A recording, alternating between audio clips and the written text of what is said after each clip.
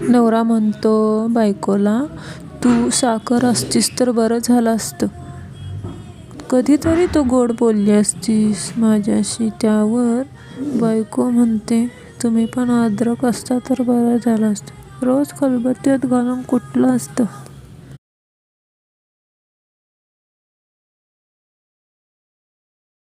बायको मुलांना ओरडून बोलत असते.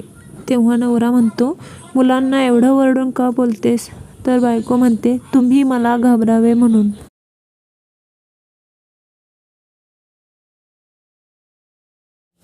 बने, माझी बायको फार रागीट आहे. छोट्या छोट्या गोष्टीवर चिडत असते. म्हण्या, माझी बायको पण फार रागीट होती, पण आता शांत झाली. पण्या, कशी काय? काय केलं तू? म्हण्या, काही नाही. मी एकदा म्हटलं, म्हातारपण आलं की बायका अशीच चिडचिड करतात. तेव्हापासून ती रागवायचं विसरूनच गेली.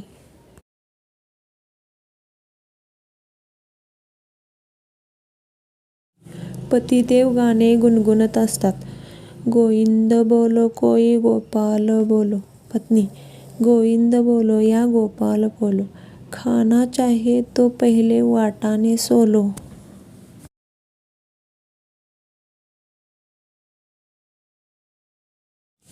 बायको, ऐका, माझ्या तोंडात डास गेला आहे. आता काय करायचं? नवरा, पगली, ऑल आउट पी. 6 सेकंदात काम सुरू.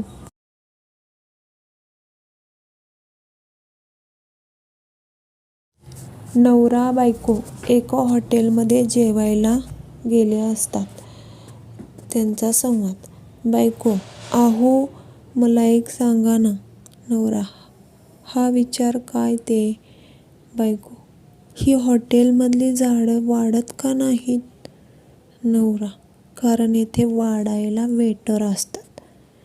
बायकोने एक कुंडी उचलून मारली.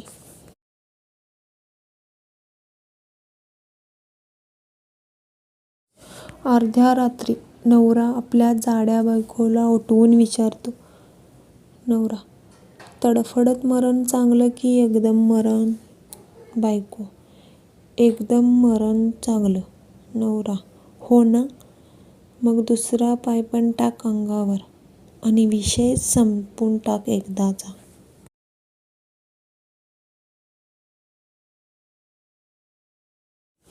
बायको, अहो उठा. खाली आपल्या स्वयंपाकघरात एक चोर मी बनवलेला केक खातो आहे. नवरा, मी कुणाला बोलवू? पोलिसांना की ॲम्ब्युलन्सना?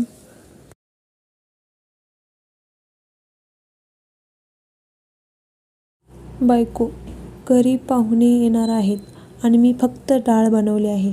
गण्या, जेव्हा पाहुणे येतील तेव्हा किचनमध्ये एक भांडे मुद्दामून खाली पाड आणि ते मी विचारल्यावर सांग की शाही पनीर पडलं. मग दुसरं भांडं पाड आणि विचारल्यावर सांग की पनीर भुर्जी पडली.